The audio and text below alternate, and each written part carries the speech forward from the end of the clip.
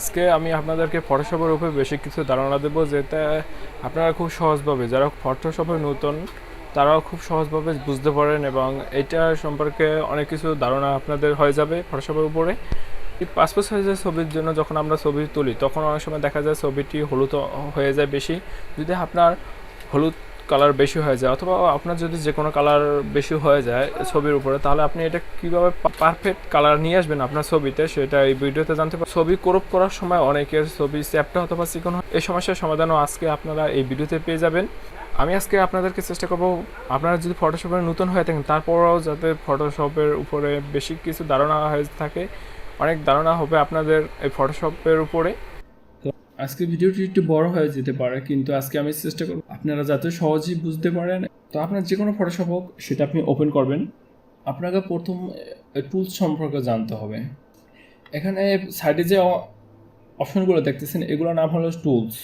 আপনার এখানে যদি এগুলো না থাকে, এগুলো থাকে অটোমেটিকভাবে, তারপর যদি চলে যায় তাহলে আপনি উইন্ডোজের উপর ক্লিক করবেন এবং নিচে এখানে দেখবেন টুলস লেখা আছে। এই যে যদি এইভাবে থাকে তাহলে উইন্ডোজের উপর ক্লিক করে এই টুলসের উপরে একটা ক্লিক চিহ্ন দিয়ে দেবেন, তাহলে আপনার টুলসগুলো এখান থেকে চলে আসবে। উপরে যে অংশটা আছে এটার নাম হলো অপশন।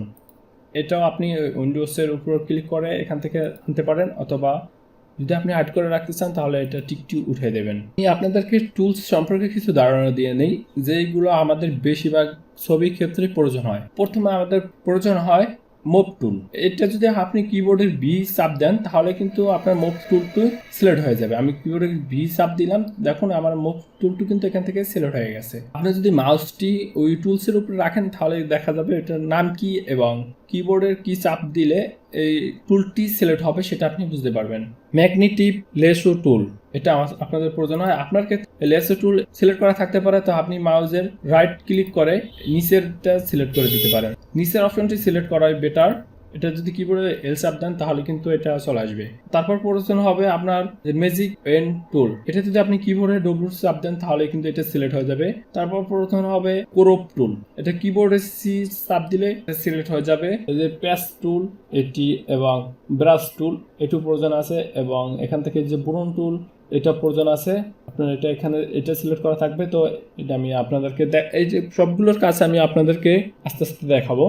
তো আমি এখান থেকে এখন একটি ছবি ওপেন করব। ছবি ওপেন করার ক্ষেত্রে আপনি প্রথম ফাইল ওপেন, আপনার যেখানে ছবিটি আছে সেটা যদি এখান থেকে সিলেক্ট করেন তাহলে আপনার ছবিটি ওপেন করতে পারেন সেখান থেকে। আপনি যদি কোনো ড্রাইভার রেখে থাকেন তাহলে ড্রাইভার উপর ক্লিক করে সেখান থেকে আপনি ছবিটি ওপেন করতে পারেন। তো আমি আমার ডেস্কটপে ছবিটি রাখছি, সেই কারণে ডেস্কটপের উপর ক্লিক করব এবং যে ছবিটি আমি ওপেন করব সেটা এখান থেকে ওপেন করলাম।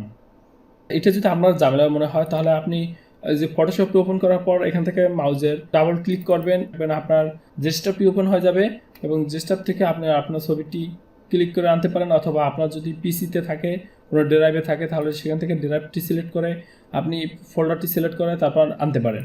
তো আমার এখান থেকে একটি ছবি ওপেন করলাম, সাপোজ এই ছবিটি আমি ওপেন করলাম। আপনার যদি এটাও মনে না হয়, আপনার যদি ইচ্ছা হয় যে 3-4টি ছবি আমি একসাথে সিলেক্ট করে এখানে আনবো, সেটা আপনি পারবেন। ফটোশপটা আপনি মিনিমাইজ করে আপনার যেখানে ছবিগুলো আছে সেগুলো সিলেক্ট করে ফটোশপের ভিতর নিয়ে ছেড়ে দেবেন, এখানে ছবিগুলো আনতে পারবেন। তো আমার এই যে ছবিটি আছে, ছবিটি কিন্তু হলুদ অংশটুকু বেশি, ফেজে হলুদ কালার বেশি দেখা যাইতেছে। এটা আমরা পারফেক্ট কালার নিয়ে আসবো এই ফেজের উপরে। তো আগে কালারটি আমরা এখান থেকে অ্যাডজাস্ট করব। কালার আনার জন্য আমরা ইমেজের উপরে ক্লিক করব, অ্যাডজাস্টমেন্ট অটো কন্টেন্ট, এটা আপনি ক্লিক করে দিতে পারেন, না দিলে হয় সমস্যা নেই। এটা দিলে আপনার ছবিটি একটু ক্লিয়ার দেখায়, তো এটা না দিলে আপনার কোনো সমস্যা হবে না। তো ইমেজ অ্যাডজাস্টমেন্ট সিলেক্টিভ কালার, এটার উপরে ক্লিক করব। এই যে রেড যেখানে লেখা আছে, ইয়েলো লেখা আছে, ইয়েলো সিলেক্ট করার পর আমাদের যে ইয়েলো এখানে আবার লেখা আছে, এটা আমরা সিলেক্ট করে আমরা এদিকে নিলে দেখুন ইয়েলোটা কিন্তু বেড়ে যাচ্ছে। আবার আমরা যদি এদিকে আনি তাহলে ইয়েলোটা কিন্তু চলে যাচ্ছে। এখন আমরা যদি এটা কমায় মাইনাস করে দিই তাহলে দেখবেন ইয়েলোটা কিন্তু চলে যাইতেছে। এখন যদি আমি ওকে করে দিই, দেখেন আমার এই ছবিটা কিন্তু হলুদ চলে গেছে। আমরা আর্ট কালার এখানে লাইটিং মার্ক দেব। লাইট দেওয়ার জন্য আপনি কন্ট্রোল এল চাপ দিবেন, তাহলে আপনার এরকম লেয়ার ওপেন হবে। আপনি যদি এটা এখান থেকে না আনতে চান তাহলে ইমেজ অ্যাডজাস্টমেন্ট কন্ট্রোল এল, প্রথমে লেখা আছে লেয়ার, এটার উপর আপনি ক্লিক করবেন। এখানে ক্লিক করার পর যে RGB লেখা আছে এটা আপনার সিলেক্ট করা থাকবে। এখান থেকে মাঝে যে অপশনটি আছে এটা আপনি হালকা একটু প্লাস করে দেবেন, তাহলে দেখুন আমি যদি বেশি করে দিই তাহলে কিন্তু এটা বেশি সাদা হয়ে যেতেছে। তো এটা আমি একটু কম দেবো, আপনার যেটা মনে হবে যে এখানে আপনার পারফেক্ট কালারটি হইতেছে সেটা আপনি এখান থেকে সিলেক্ট। আউটপুট লেয়ার্স এটা আপনি হালকা একটু বাড়ায় দিতে পারেন, আমি এটা করে দিলাম, এখন ওকে করে দিলাম, কিন্তু আগের থেকে ভালো হইতেছে। আমি যদি আগের ছবিটি এবং এই ছবিটি যদি আপনাদেরকে অ্যাডজাস্ট করে দেখি ছবিটি কতটুকু হলুদ আছে, এই ছবিটি কালার দেখুন, আবার এই ছবিটি কালার দেখুন, দেখুন অনেক পার্থক্য কিন্তু আছে। আমি এই ছবিটি এখান থেকে মাইনাস করে রাখি। এখন আমরা এই ছবিটি ক্রপ করব, এই ছবিটি আমরা আরও পারফেক্ট করে তুলবো। তো ক্রপ করার জন্য আপনি কিবোর্ডের সি চাপ দেবেন, অথবা এই সাইড থেকে এই ক্রপ টুলসটি আপনি এখান থেকে সিলেক্ট করবেন। এখন যদি ক্রপ করি তাহলে ছবিটি কিন্তু পারফেক্ট সাইজ হবে না। আমরা এখান থেকে সিলেক্ট করলাম এবং এখন ইমেজ সাইজ দিতে হবে। তো ইমেজ সাইজ পাসপোর্ট সাইজের ছবির জন্য যে সাইজটি আছে সেটা এখন দেখুন, ইমেজের উপর যদি ক্লিক করি ইমেজ সাইজ এখানে লেখা আছে, এটার উপরে ক্লিক করলে আমরা যদি হোয়াইট হাইয়েস্ট এটার উপরে ক্লিক করি আপনাদের এই টিকটি দেওয়া থাকবে। তো এই টিকটি আপনি এখান থেকে উঠাই দেবেন, প্রথম যে টিকটি আছে এটি আপনি উঠাই দেবেন এবং এই হোয়াইটে যদি আমরা 1.5 লিখি এবং হাইয়েস্টে যদি আমরা 1.9, আমরা যদি এখন ওকে করে দিই ছবিটি কিন্তু চিকন হয়ে গেছে, চ্যাপ্টার থেকে চিকন হয়ে গেছে, ছবিটা কিন্তু পারফেক্ট সাইজ হলো না এবং ছবিটি ভালো দেখায় না। কন্ট্রোল জেড দিয়ে আমি পিছনে চলে গেলাম, কন্ট্রোল জেড যদি আপনি কিবোর্ডে চাপ দেন তাহলে আপনার পিছে অপশনটি চলে আসবে। কিবোর্ডে সি চাপ দেবো, সি চাপ দেওয়ার পর ক্রপ টুল চলে আসবে। এখান থেকে উপরে দেখুন প্রথম যে অপশনটা আছে এটা আমরা লিখবো 1.5 এবং দ্বিতীয় যে হাইয়েস্ট অপশন আছে এখানে আমরা 1.9 লিখে দেবো এবং রেজুলেশন আমরা দেব, ছবির জন্য আপনি রেজুলেশন 300 করে দেবেন। এখন আমরা যদি এখান থেকে ক্রপ করি ক্রপ হবে, তো আপনি এখান থেকে আপনার যেটুকু সাইজ প্রয়োজন হয়, এটা কিন্তু পাসপোর্ট সাইজের ছবি, ফিল্মটি এখন পাসপোর্ট সাইজের হয়ে গেছে। এখন আপনার আর কোনো ইমেজ সাইজ ব্যবহার করা লাগবে না, ইমেজ সাইজ আমরা প্রথমে বসিয়ে তারপর এখান থেকে ক্রপ করতেছি। তো আমরা যদি এখন এটা মাউসের ডাবল ক্লিক করি অথবা কিবোর্ডের ইন্টার চাপ দেন তাহলে ছবিটি এখান থেকে ক্রপ হয়ে যাবে। তো আমি ছবিটি যদি একটু বড় করি, তো আমি এখান থেকে ছবিটি বড় করে দিতেছি। আপনি কিবোর্ডের জেড চাপ দেবেন, এই যে জুম, এটা কিবোর্ড জুম টুলস, এটা হলো কিবোর্ডের যে চাপ দিলে চলে আসবে। আবার মাউস চাপ দেন তাহলে এটা বড় হবে। আবার মাউস যদি কিবোর্ডে যদি অ্যালার্ট চাপ দিয়ে আবার আপনি যদি মাউস চাপ দেন তাহলে কিন্তু এটা আবার ছোট হবে। আমার ছবিটি যখন এরকম আছে, আপনার প্রথম এই রিসাইজ উইন্ডোজ টু ফিট এটা টিকটা দেওয়া থাকবে না, এই টিকটিও ওঠানো থাকবে। তো এখন যদি আমরা এখান থেকে জুম ইন করি তাহলে দেখবেন আমার ছবিটি শুধু জুম হইতেছে, কিন্তু আমার যে ফ্রেমটা আছে এটা কিন্তু জুম হইতেছে না। আবার যদি আমি জুম আউট করি তাহলে দেখবেন এই ছবিটি জুম আউট হইতেছে কিন্তু ফ্রেমটা কিন্তু জুম আউট হইতেছে না। তো ছবিটি জুম ফ্রেমটির সাথে সাথে ছবিটি জুম হয় এবং ছবিটি জুম আউট হয়, সে কারণে আপনি এই টিকটি দিয়ে দেবেন এখান থেকে, তাহলে জুম আউট জুম ইন করলে আপনার ফ্রেমের সাথে হবে। এখানে যে দাঁড়ির মতো দেখেন এটার নাম হলো রুল। তো এটা আপনার এভাবে থাকবে না, এভাবে থাকবে। তো এরকম যদি থাকে কিবোর্ডের আর চাপ দেবেন তাহলে আপনার কিন্তু রুলটা চলে আসবে। এই যে ভিউ, উপরে ভিউ লেখা আছে এটার উপরে ক্লিক করবেন এবং এখান থেকে দেখুন রুলস লেখা আছে, এটা যদি আপনি সিলেক্ট করে দেন টিক দিয়ে দেন তাহলে আপনার রুলসটি চলে আসবে। এটা থাকলে একটু ছবিটি দেখতে সুন্দর লাগে এবং মাপটি বোঝা যাইতেছে। আমি এই ছবিটিকে আর একটু লাইটিং করব, কন্ট্রোল এল, আমি লেয়ার অপশন এখানে চলে আসলাম এবং এখান থেকে আর্ট প্লাস করে দিলাম মাঝের অংশটুকু এবং RGB থেকে আমি ব্লু অপশনটি সিলেক্ট করে দিলাম এবং এটা যদি আমরা একটু প্লাস করে দিই তাহলে দেখুন ছবিটি একটু আর্ট গোলাপি কালার চলে আসে। ওকে করে দিই তাহলে এখন দেখুন ছবিটি কেমন দেখায় আগের থেকে, কিন্তু এখন ছবিটি আরও পারফেক্ট অনেক সুন্দর কালার চলে আসছে। আমরা পিছনে যে নীলা কালারটি আছে এটা আমি রিমুভ করে অন্য একটি কালার দেব। তো কালার রিমুভ করার জন্য ম্যাজিক এন্ড টুল এটা ব্যবহার করবেন। তো কিবোর্ডের ডব্লু অথবা এখান থেকে সিলেক্ট করে তারপর আপনি পিছনে যে কালারটি আছে এটার উপরে ক্লিক করবেন। এটা সিলেক্ট করার পরে আপনার ব্যাকগ্রাউন্ডের উপরে একটি ক্লিক করবেন, তাহলে আপনার ব্যাকগ্রাউন্ডটি এখান থেকে সিলেক্ট হয়ে যাবে। এই যে যেখানে সিলেক্ট হয় না সেটা সিলেক্ট করার জন্য আপনি কিবোর্ডের শিফট টিপে ধরে ক্লিক করবেন, ক্লিক করতে থাকবেন, তাহলে আপনার এটা সিলেক্ট হয়ে যাবে। সিলেক্ট করার পর আপনার পিছনে যেই কালারটি দেবেন এখান থেকে আপনি সেই কালারটি চয়েস করতে পারেন। তো সাপোজ আমি এই আকাশি কালারটি এখান থেকে দেবো। তো আপনি নিচের এটার উপরে ক্লিক করবেন, যেখানে হোয়াইট আছে এটার উপরে ক্লিক করতে পারেন, মানে নিচের কালারটির উপরে ক্লিক করবেন। এখান থেকে আপনি যে কালারটি আপনি পিছনে ব্যাকগ্রাউন্ড দিতে চান সেই কালারটি এখান থেকে সিলেক্ট করে ওকে করে দেবেন। এখন দেখুন আমার নিচে কিন্তু ব্যাকগ্রাউন্ড কালারে আকাশি কালারটি চলে আসছে। কিবোর্ডে ডিলিট চাপ দেব, তাহলে আপনার পিছনে যে ব্যাকগ্রাউন্ডটি থাকবে সেটা চলে যাবে এবং যে কালারটি আপনি সেট করতে চান সেই কালার চলে আসবে। সে ম্যাজিক ওয়েন টুল, এটা পিছনে যদি আপনার এক কালার হয় তাহলে এটা সিলেক্ট হবে।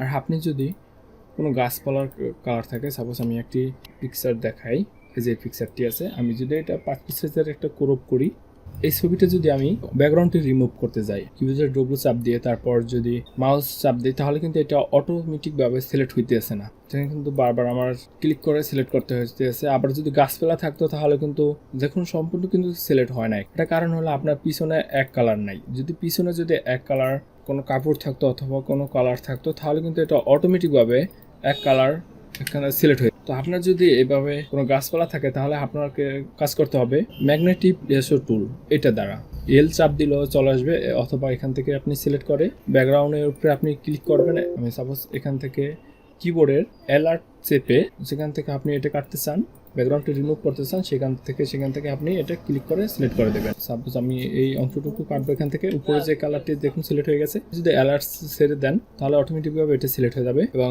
কিবোর্ডের যদি ডিলিট চাপ দিই আমরা ব্যাকগ্রাউন্ডটি কিন্তু এখন এখান থেকে রিমুভ হয়ে গেছে। কালার ম্যাগনেটিক টুল দিয়ে ব্যাকগ্রাউন্ডটি রিমুভ করতে পারে। আমাদের পিছনে যে গাছপালা থাকে অথবা এক কালার যদি কোনো কালার না থাকে তাহলে আপনারা এইভাবে ব্যাকগ্রাউন্ডটি রিমুভ করবেন। তো আমি এটা কেটে দিচ্ছি। তো আমি এখন এখান থেকে চুল কাটবো। এই যে এতক্ষণ যে কাজটি দেখাচ্ছি যেটা দিয়ে কিবোর্ডের এল চাপ দেবো এবং এখান থেকে এখন আমি চুলগুলো কেটে নেব। লেয়ারটি কাজ করার জন্য অ্যালার্ট উপরে চাপ দেবো, তারপর এখান থেকে আমরা চুলটি সাজিয়ে নেব।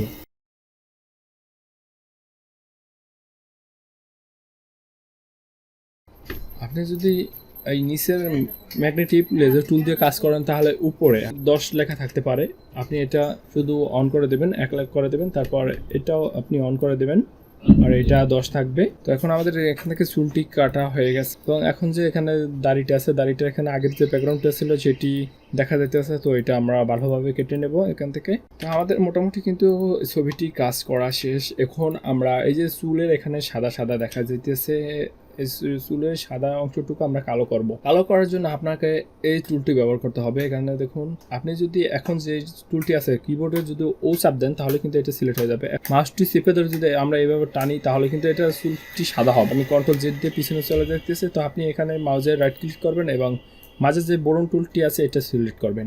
এটি সিলেক্ট করার পর আপনি যদি এখন এখান থেকে টানেন তাহলে দেখবেন চুলটি কালো হয়ে যাইতেছে।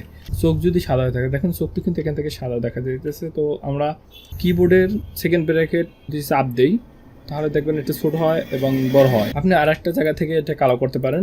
এটা কালো করার জন্য আপনি উপরের থেকে ইমেজের উপরে ক্লিক করবেন, অ্যাডজাস্টমেন্ট এটার উপরে ক্লিক করবেন এবং এখান থেকে যে রেড এটার উপরে ক্লিক করে ব্ল্যাকে সিলেক্ট করে দেবেন এবং নিচে যে ব্ল্যাক লেখা আছে এটাকে আপনি কমাই দেবেন। তাহলে দেখবেন এটা কিন্তু আপনার কালো হয়ে গেছে। আপনার যেটুকু প্রয়োজন আছে আপনি সেটুকু এখান থেকে ব্ল্যাক করে নেবেন। +9 রাখলাম। এখন দেখুন আমার এখানে এই যে ছবিটি আছে, ছবিটি কিন্তু নাকের উপরে একটি সাদা অংশ আছে। নাকের উপরে অংশটুকু কাটার জন্য আপনি কিবোর্ডের জি পেস্ট টুল যে লেখাটা আছে এটার উপর সিলেক্ট করবেন এবং এখান থেকে যে সাদা অংশটুকু আছে এটুকু আপনি সিলেক্ট করবেন। যেখানে এটা ক্লিয়ার আছে সেখানে এটা ছেড়ে দেবো, তাহলে কিন্তু আপনার এই সাদা অংশটুকু চলে যাবে। অথবা আপনি ব্রাশ টুল দিয়ে এটা পরিষ্কার করতে পারেন। আপনি যদি নাকমুখে এই যে কালো অংশটুকু আছে আমি এইভাবে না করে আমি আরেকভাবে করতে পারি। আপনি কিবোর্ডের বি অপশন যদি চাপ দেন অথবা এখান থেকে ব্রাশ টুল এটা যদি নেন, তারপর উপর থেকে অবজেক্ট এটা আপনি 30 করে দেবেন, এখানে 100 করা থাকবে এবং পাশেরটিও আপনি 30 করে দেবেন আর এখানে নর্মাল থাকবে। এবং কিবোর্ডের অথবা সেকেন্ড ব্র্যাকেট চাপে কিন্তু আপনি এটা ব্রাশটি কিন্তু আপনি ছোট বড় করে নিতে পারবেন। যে কালো যেখানে কালারটা আছে আপনার এখানে অন্য কালার থাকতে পারে। তো এটার উপর আপনি ক্লিক করবেন, ক্লিক করার পর আপনি আপনার যেখানে পরিষ্কার আছে, আপনার ফেজে যেখানে পরিষ্কার আছে যেই কালারটি আপনি সিলেক্ট করতে চান সেই কালারের উপর আপনি ক্লিক করবেন, তাহলে দেখবেন আপনার কিন্তু কালারটি চলে আসছে। এখন আমরা যদি কিবোর্ডে বি চাপে মাউসটি চেপে ধরে তারপর এখান থেকে ঘষবো তাহলে দেখবেন এই কালো অংশটুকু কিন্তু এখান থেকে চলে যাবে।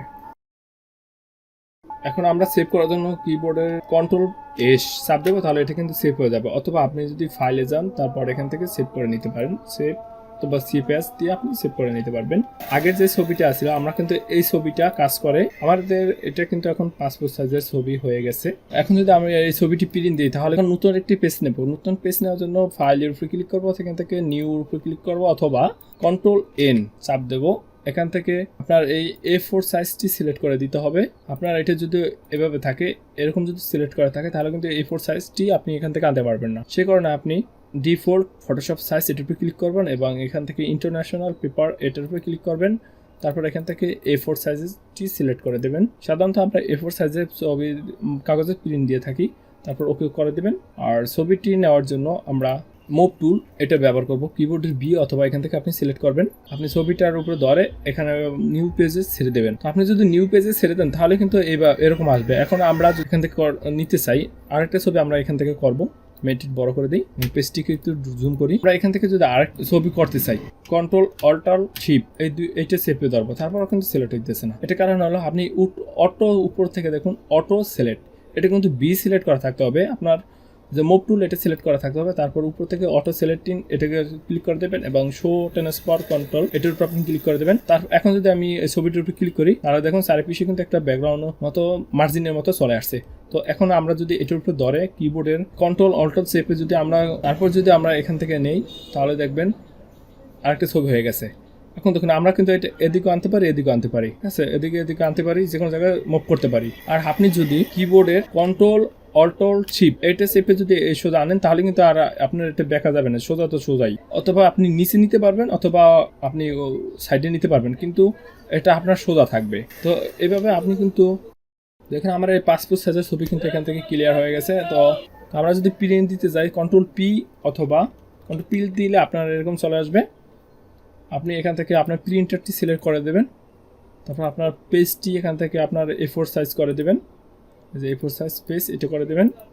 তারপর প্রিন্ট অথবা আপনার ক্ষেত্রে এরকমও ওপেন হতে পারে। যদি এইভাবে ওপেন হয় তাহলে আপনি প্রিন্টারটি সিলেক্ট করে এখান থেকে আপনার পেজটি সিলেক্ট করে দেবেন, এখানে ক্লিক করবেন এবং এখান থেকে আপনি পেজটি সিলেক্ট করে দেবেন। এই যে A4 সাইজ প্রিন্ট প্রিভিউ এখান থেকে হাই করে দেবেন আর এখান থেকে ভিভিড ফটো এটা সিলেক্ট করে দেবেন, তারপর ওকে করে দেবেন, তাহলে আপনার প্রিন্টটি হয়ে যাবে। ভিডিওটি একটু বড় হয়ে গেছে, তারপরও আমি চেষ্টা করেছি আপনাদেরকে সহজভাবে, যাতে আপনারা ফটোশপে যদি নতুন হয়ে থাকেন তারপর যাতে অনেক কিছু আপনার ধারণা হয়ে যায়, ফটোশপ যদি শিখতে পারেন সে বিষয়ে আমি খেয়াল রেখেছি। তো ভিডিওটি যদি ভালো লাগে অবশ্যই লাইক করবেন, কমেন্ট করবেন এবং আপনি যদি আমাদের চ্যানেলে নতুন হয়ে থাকেন অবশ্যই চ্যানেলটি সাবস্ক্রাইব করে আমাদের পাশে দেখবেন। আর অলরেডি যদি চ্যানেলটি সাবস্ক্রাইব করে থাকেন থ্যাংক ইউ সো মাচ।